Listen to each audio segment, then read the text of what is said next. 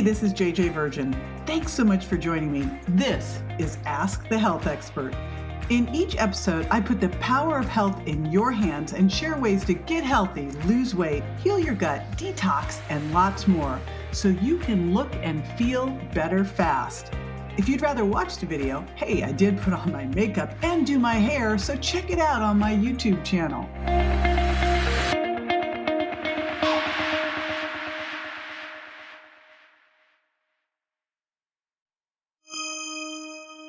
What if I told you that something as simple as your blood sugar levels could be the key to successful fat loss as you age?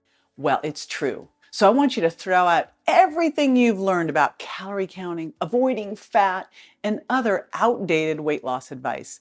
I'm going to walk you through how to eat your way to your ideal body composition. So blood sugar balance is important for fat loss because it helps the body burn more fat more efficiently. When blood sugar isn't balanced, the body's more likely to store fat and become resistant to the effects of insulin. Then you're less able to access stored fat for energy and burn it. Now, when you eat sugary processed foods and snack all day long, you know what's happening. You're keeping your blood sugar high. And high blood sugar levels, well, then they trigger an insulin release. And then if insulin stays high, it basically locks the doors to your fat cells. Beyond that, high blood sugar levels can also lead to a damaging kind of inflammation, chronic inflammation, and chronic inflammation can also block fat loss. Plus, high blood sugar means glucose isn't getting into your cells. Your cells basically are resisting insulin, right? And glucose can't do what it needs to do. And this insulin resistance eventually paves the way for type 2 diabetes, heart disease, and other bad things. So goal is we want to keep blood sugar stable and insulin to come up and then to come back to low. And we do this first by eating by the plate. And you've heard me, if you've been listening to the videos, talk about eating by the plate. This is basically the trifecta of protein, healthy fats, and fiber. So starts with protein first. And here's why. I want to make sure that you're getting at least 30 grams of protein at each of your 3 meals. Protein, and especially when you eat it first, this is key critical, it's going to help stabilize your blood sugar levels. Now, beyond that, protein is more thermic, it's more satiating, but what we're really looking at here is how to make sure that we're keeping your blood sugar levels stable. And we know that protein plus fiber slows down stomach emptying, helps you feel fuller longer, and then that they both work together, protein and fiber, to keep your blood sugar levels stable. They won't go up as high when you eat, right? And that's super important. Now, along with what you eat, you're going to want to make sure you get a few specific nutrients that can help balance blood sugar. Before we go into the supplement ones, here's some other things that you probably wouldn't go, that's not a nutrient, but I think of them like that. Remember, food's where we first get our nutrients, right? And one of the ones that you may not be thinking about is lemon juice. I drink something every day, and I love to do this before lunch. And it is called Suja Lemon Love. Shout out. And what it is lemon juice, a little stevia, and cayenne pepper, which of course helps boost your metabolism a little bit. But lemon juice has been shown to lower the blood sugar response to a meal. Similarly, vinegar does that too. So you could make a salad dressing with extra virgin olive oil, get those great polyphenols for your gut microbiome, and then add in some apple cider vinegar. And vinegar can actually act like the diabetes drug metformin to improve insulin sensitivity. Like, these are things we totally need to take advantage of. I also love to take some apple cider vinegar and put it into green tea. We know green tea can help with insulin sensitivity. I am obsessed with berberine. Berberine is this botanical extract that influences multiple pathways in blood sugar metabolism and supports insulin sensitivity. So this is definitely one you want to check out. And also omega-3s. Now, I always talk about omega-3s. They do all these great things. One of the things, of course, is they help with lowering inflammation. And as we know, that inflammation can lead to insulin resistance and diabetes, but they can also help resensitize your insulin receptors. So they do multiple things. I'm going to beat this horse dead. I've done it a bunch of times. We got to talk about artificial sweeteners when we're talking about blood sugar. So there was a study that looked at the impact of 3 popular artificial sweeteners: saccharin, sucralose, aspartame. And they looked at this on 2 different types of gut bacteria. And here is what is crazy. The equivalent of just 2 cans of diet soda could turn healthy gut bacteria into pathogenic or disease-causing bacteria. Okay, we also know that artificial sweeteners can lead to calorie dysregulation. What's that mean? You can't calibrate the degree of sweetness and the amount of calories you're eating, and you know what that means? You overeat. So, bad news, no artificial sweeteners because they're bad news. But good news is there's plenty of great options out there. Like if you're eating sweet, if you really like or dying for sweet, please read the Sugar Impact Diet and learn how to tame your sweet tooth. But if you want some sweet, stevia, monk fruit, and my favorite, allulose. Besides food, what else is there that's impacting blood sugar? Well, one of the big ones is meal timing, because of course it's not just what you eat, right? But it's also when you eat.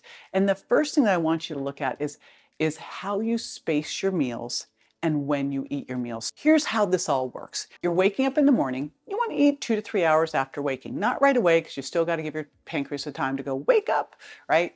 But get up in the morning, meditate. If you're going to do a fasted workout, now's the time. And then you'll eat 2 to 3 hours after waking up. Then I want you to eat every 3 to 6 hours. And this is important. No snacking.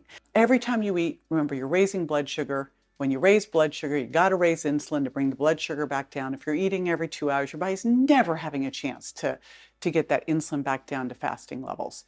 That means that you're locking the doors to fat cells. We're eating every 3 to 6 hours. So let's say that you wake up 6 a.m., you have breakfast at 9 a.m., and then you have lunch maybe around 1. Now, the next thing you want to make sure that you're doing is stop eating 3 to 4 hours before bed. 3 hours is the real cutoff. We want to make sure that body can do what it needs to do while it's sleeping. What I really want you to look at is eating within somewhere between, I find for most of us a 9 to 10 hour window is great. Now I mentioned sleep a little bit here. There's a study that showed that a partial night's sleep deprivation, just a little bit, like, you got 5 to 6 hours instead of your 7 to 9 hours, can lead to insulin resistance. You can be doing everything else right, eating correctly, exercising, and you can have issues with insulin resistance because of poor sleep.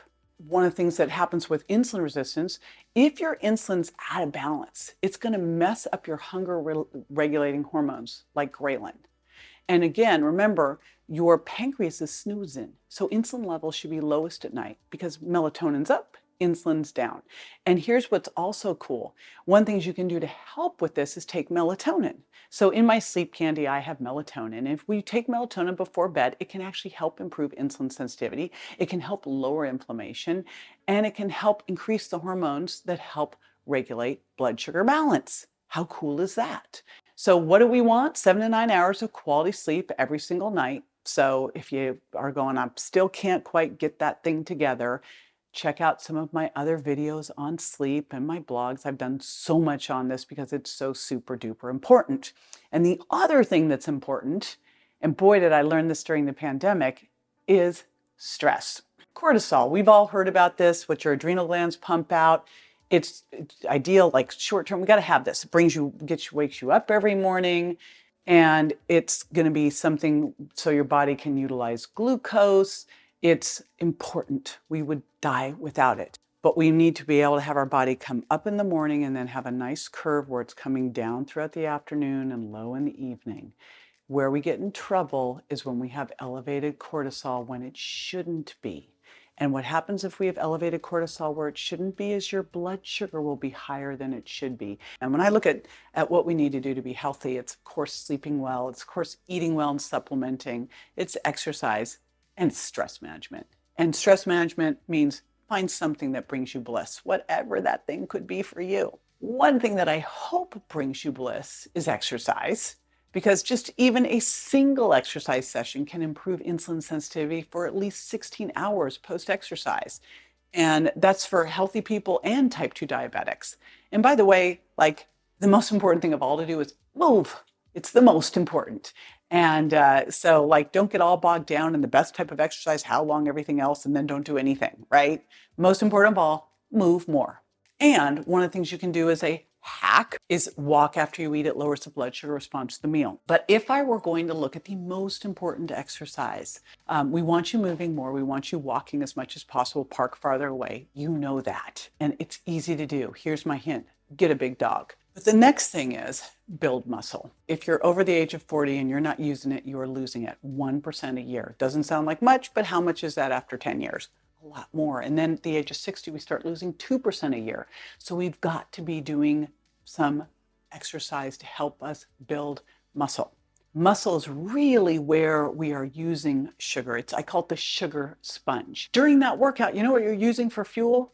Not fat. When you're doing heavy, hard workouts, you're using sugar. You're using the sugar stored in your muscles. You're converting the fat and turning it into sugar to use it as muscle. So it is super duper critical to use to do resistance training and build muscle mass. In fact, higher muscle mass relative to body size is associated with better insulin sensitivity and lower risk of diabetes. You want to make sure you're drinking at least half your weight in ounces of water a day. And I think that's kind of a like, drink that. But what if you're sweating more? What if you're like, I just did a sweat lodge, holy smokes. What if you're doing the sauna? What if you're working out hard and you want to be doing these things, right? You want to be sweating more, it's detoxifying. You're going to need more. So just be aware of that. And one of the ways you can tell if you are well hydrated is look at your pee. Is it yellow or is it clear? Like you do not want to have a yellow toilet. You should be continuing to pee so your urine is getting clearer and clearer. Now, obviously, if you're taking B vitamins, that's a different story, but that's one of the things you want to be looking at. Finally, I am a big fan of using a continuous glucose monitor. I always say what you track, you can improve, right? What you measure and monitor, you can improve. And you really would have no way of knowing this information with a continuous glucose monitor unless you do this. Because if you're trying just a finger prick, you're getting a snapshot. These can be amazing for you to give this great glimpse. And if you're wondering what it is, it's just this little sensor, and literally my husband will just stomp it onto my arm, right? And then it goes on there. It's got a little tiny sensor under your skin. You can also put on your belly. I found that very uncomfortable. So I put it on my arm, and then I have a little app, and I just have hold the app up to the monitor, and then it's just tracking my levels. And again, you see in real time what the things you're doing, how they're impacting your blood sugar for the good or for the bad. And these things are super affordable. And this isn't like, oh, you need to wear one forever. You want to see this in real time so you learn, right? You learn about your food and your activity and all the different things. If you want to learn more about using one of these CGMs, and you want to find other resources for balancing blood sugar, for boosting your metabolism, and most importantly, reaching your body composition goals, I've got plenty of actual tips and tools you can start with today. So add this playlist to your queue. For more info on this and other health topics I cover, or to rate and review, find me on Instagram, Facebook, and my website, jjvirgin.com. And don't forget to subscribe to my show so you won't miss a single episode. Go to subscribetojj.com. Thanks again for being with me this week.